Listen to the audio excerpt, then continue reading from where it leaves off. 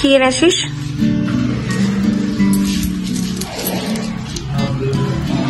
ছাঁচ,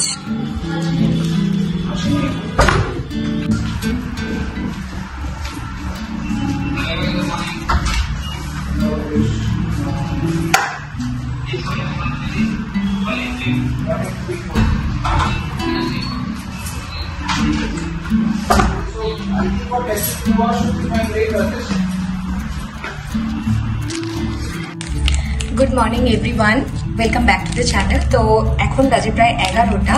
তো এখন থেকে ব্লগটা স্টার্ট করছি। আজকে কি হয়েছে, সকাল সকাল মা বাবা চলে গেছে গতকাল দিদির বাড়ি, কারণ দিদিরা বেড়াতে গেছিল নৈনিতালে। সেখান থেকে ফেরার সময় কি খেয়েছে, রাস্তায় কোথায় খেয়েছে জানি না। তো ওদের বাড়ি শুধু সবার ফুড পয়জনিং হয়ে খুব খারাপ অবস্থা। তো আমরাও কালকে গেছিলাম সন্ধেবেলা। তো মা বাবা সেই জন্য ওখানেই আছে।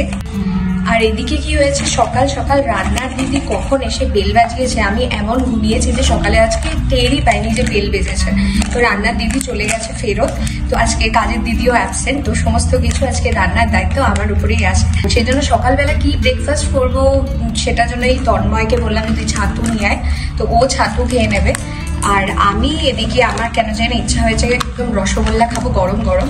তো গরম রসগোল্লা তো আনাই নেই, এনেছি নর্মাল রসগোল্লা। সেটাকে একটু মাইক্রোওয়েভ করে গরম করে আজকে ব্রেকফাস্ট করছি।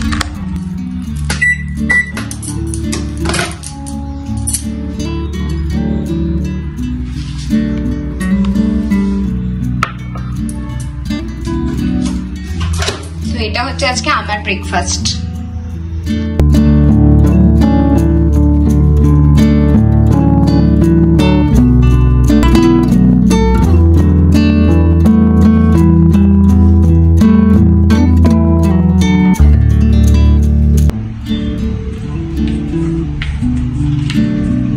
আজকে খাওয়ার আগে আমার থাইরয়েডের মেডিসিন থাকে, তো সেটা আমি কমপ্লিটলি ভুলে গেছি।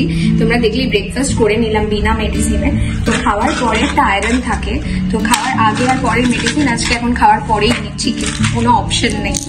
জানি না কতটা কাজে দেবে, বাট আমি ভাবলাম যে না খাওয়ার থেকে খেয়ে নেওয়াটা বেটার, তাহলে খাওয়ার পরে কেন না।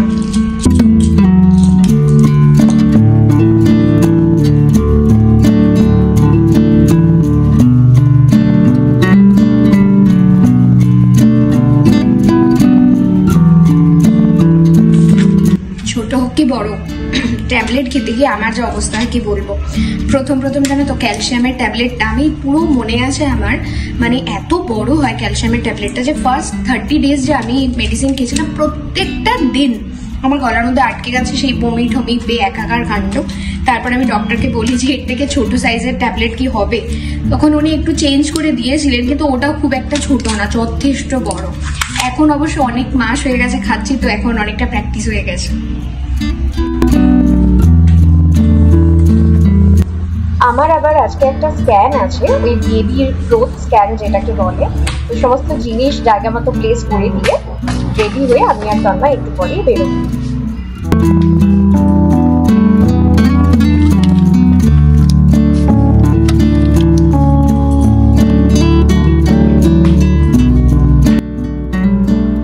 আমরা চলে এসেছি সাফায়ার মলে।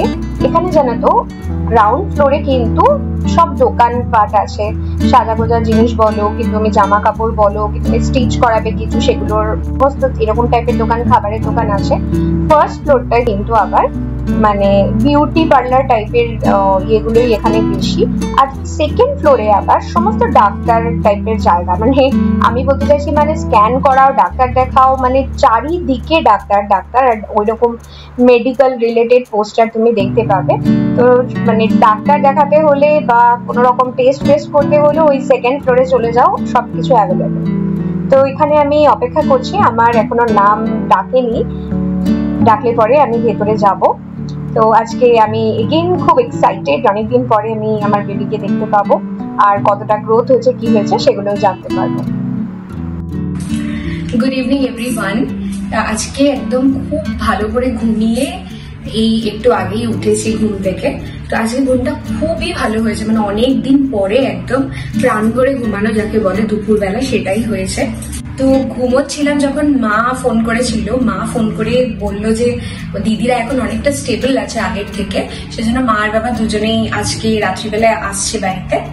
আর ওরা আস্তে আস্তে অনেক দেরি হবে, সেজন্য মানে আসলে পরে সোজা আমরা ডিনার করবো। তাই ভাবলাম যে মা বাবা আসার আগে চটপটা কিছু বানিয়ে আজকে খাওয়া যাক, কারণ খুব খিদে পেয়েছে, ডিনার করতে এখনো অনেক দেরি আছে। তো ঘুম থেকে ওঠার পর থেকে কেন জানি না ভীষণ মানে মনে করো প্রত্যেকদিন সন্ধ্যেবেলা 6টার পর থেকে না একটা অদ্ভুত রকমের স্পাইসি খাবার খেতে ইচ্ছা করে। তো আমাকে আবার ডক্টর, যেহেতু আর বেশি দিন বাকি নেই, 2-3 সপ্তাহ ম্যাক্সিমাম আছে আমার হাতে, তো সেই জন্য ডক্টর স্পেশালি আমাকে বারণ করেছে যে বাইরে থেকে কোনো কিচ্ছু খাওয়া হবে না, কারণ এখন আপাতত সবকিছু কন্ট্রোলে আছে। তাই ডক্টর বলেছে যে আর কোনো রকম রিস্ক নেওয়াটা ঠিক না এই সময়। তাই জন্য বাইরে থেকে তো মানে যদিও খুব ইচ্ছা করছে জানো তো, যত দিন এগিয়ে আসছে না ততদিন যেন মানে তত আমার পেশেন্স লেভেলটা একদম কমতে শুরু করে দিয়েছে। খালি মনে হচ্ছে মোমো খাই, চাউমিন খাই, এগুলোর প্রতি ক্রেভিং বেড়ে চলেছে। তো বাইরে থেকে আপাতত কিছু খাচ্ছি না, দিয়ে ফাইনালি ঘরে অনেক সার্চ করার পর পেয়ে গেছি চানা।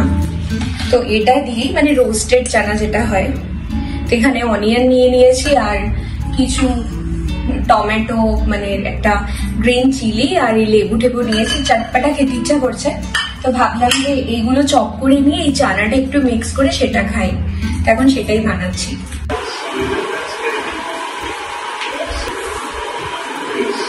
তো फिर उठे सीरियलটা দিয়ে চালা চলো।